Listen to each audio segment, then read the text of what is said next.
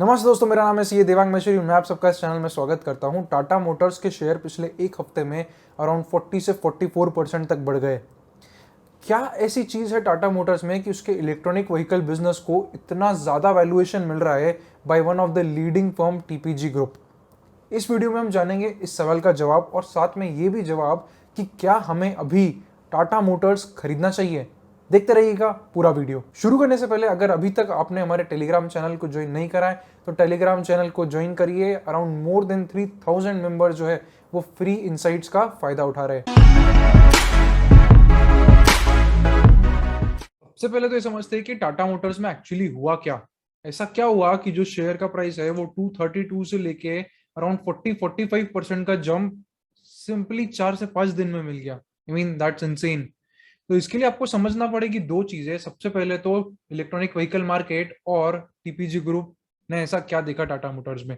TPG group की अगर हम बात करें तो इसका फुल फॉर्म है Texas Pacific group. American investment company है, एक ग्लोबल लेवल की पीई फंड है।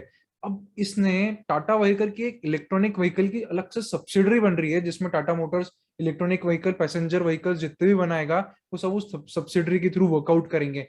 तो उस आर्म में कंपनी प्लान कर रही है टीपीजी ग्रुप अराउंड 7,500 करोड़ का इन्वेस्टमेंट करने के लिए।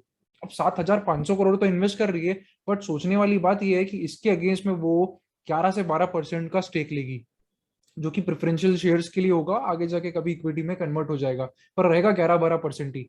ऐसा अभी तक की न्यूज में है।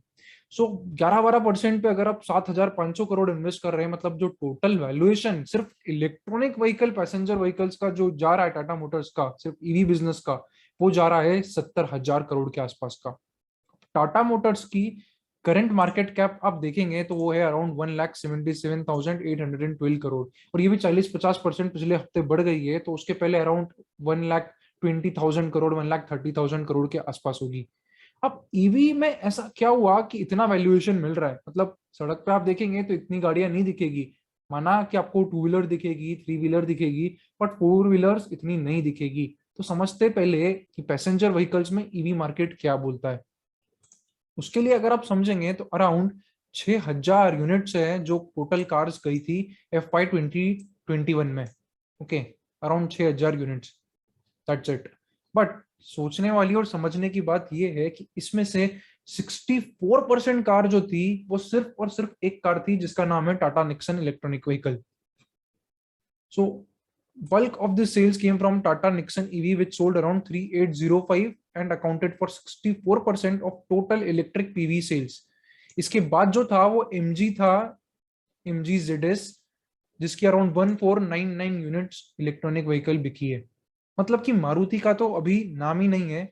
और टाटा में भी जो भी ईवी अभी बिक रही है फोर व्हीलर्स में, उसमें 64% तो सिर्फ एक ही कार है जिसका नाम है टाटा निक्सन। तो ये एक चीज बता रहा है कि जो फ्यूचर है वो बहुत राउंड हो सकता है। मारुति जो है अभी करेंटली, वो उसकी तो आपको एक भी ईवी दिखेगी ही नहीं, और करेंटली उनके प्लान्स ऐसे लग भी नहीं रहे, क्योंकि रिसेंट में उनका जो चेयरमैन है RC भार्गव, उनका एक स्टेटमेंट भी आया था कि जब तक अच्छी डिमांड नहीं दिखेगी, ईवी इंफ्रास्ट्रक्चर नहीं बच जाएगा, वो ज्यादा इलेक्ट्रॉनिक व्हीकल की तरफ ध्यान नहीं देंगे।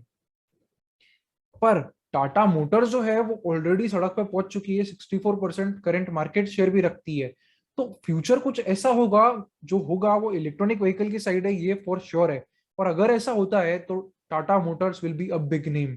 तो ऑलरेडी जो टाटा मोटर के बिजनेस चल रहे हैं वो भी बहुत अच्छे चल रहे हैं। जैसे कि अगर आप नॉर्मली अब जो कार्स आ रही है वो बहुत अच्छी आ रही है। अल्ट्रोज देख लीजिए, टाटा पंच रिसेंटली लॉन्च हो रही है जिसका बहुत अच्छा रिस्पॉन्स मिल रहा है। उसके अलावा आप टाटा की और भी टियागो देखेंगे, वो भी सुपर हिट हो गई।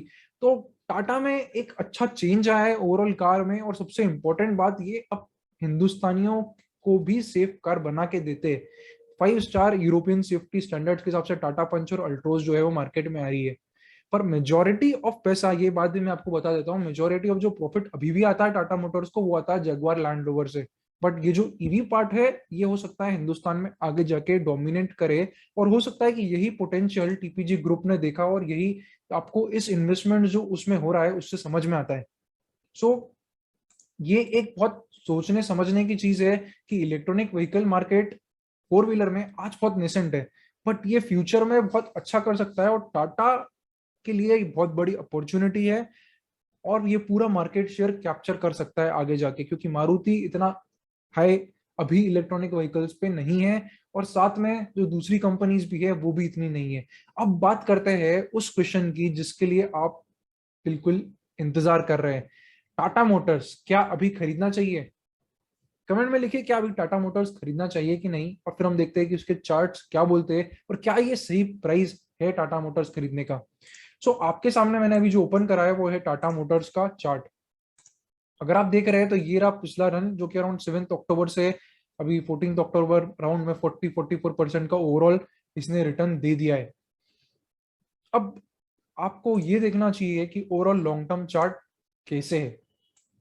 सबसे पहले तो आप ये समझिए कि ये एक ऑल टाइम हाई जोन है जो 2015-2016 में वापस से इधर से रिवर्सल आया था, जो था अराउंड 585 रुपीज पे।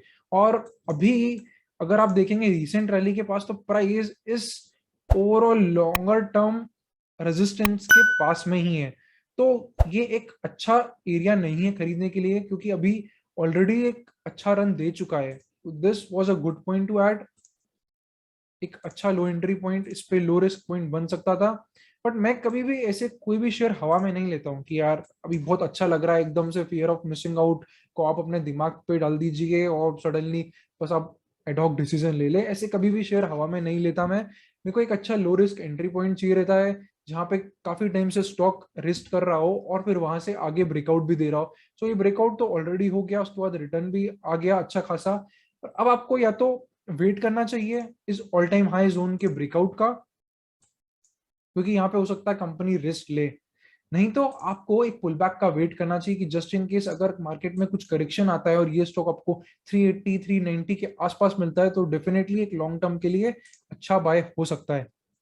सो अभी मैं करंटली ये बोलूंगा, इस प्राइस पे आपको थोड़ा पेशेंस रखना चाहिए और बिल्कुल फोमो में आके शेयर्स को नहीं खरीदना चाहिए, क्योंकि ये बिल्कुल हवा में होगा। थोड़ा भी कंसोलिडेशन आता है अगर कुछ टाइम का, या अगर यहाँ से स्टॉक करेक्ट होता है, इमोशनल अप्स एंड डाउन्स के थ्रू जाना पड़ेगा। सो अभी टाटा मोटर्स खरीदने का ये सबसे अच्छा टाइम नहीं है, फिर तो ब्रेकआउट का वेट करिए, एक पुल बैक का वेट करिए जहां स्टॉक थोड़ा सेटल हो जाए। सो ये रही ओवरऑल टाटा मोटर्स की कहानी, और क्यों टीपीजी ग्रुप इतना वैल्यूएशन टाटा मोटर्स के ईवी बिजनेस को दे रहा है, क्योंकि फ्यूचर तो इलेक्ट्रॉनिक व्हीकल ही है। ये आप भी समझते हैं, मैं भी समझता हूँ। इसकी बात एक और फैक्ट आप देख सकते हैं कि जो ग्लोबल आप ईवी पेनिट्रेशन देखेंगे वो अराउंड 5% का है, और हिंदुस्तान में अभी 0.2% का ही है। गवर्नमेंट की भी स्कीम चलती है जिसका नाम है फेम, तो आप फेम स्कीम को भी देख सकते हैं। ये भी हमेशा से ही इलेक्ट्रॉनिक व्हीकल्स के सपोर्टिव रहा है। इसका फुल फॉर्म है faster adoption and manufacturing of electronic vehicles in India. So ये प्रमोट करते हैं सब बाय वे ऑफ सब्सिडीज, जिससे कि जो ओवरऑल कॉस्ट है इलेक्ट्रॉनिक व्हीकल की वो कस्टमर तक कम हो जाए। सो गवर्नमेंट का इंटेंशन बहुत क्लियर है कि इनको इलेक्ट्रॉनिक व्हीकल्स लाने हैं, फॉसिल फ्यूल्स से आगे बढ़ना है। उम्मीद करता हूँ ये वीडियो आपको इन्फॉर्मेटिव लगा होगा, आपको कुछ चीज इसमें यूजफुल मिली होगी। अगर ऐसा है तो चैनल को सब्सक्राइब जरूर करिए, बेल आइकन भी दबाएं, जिससे कि ऐसे वीडियो आप तक टाइम पे पहुंच सके और कोई भी ऐसा वीडियो मिस ना करे। Thank you for watching, C A Devang Maheshwari.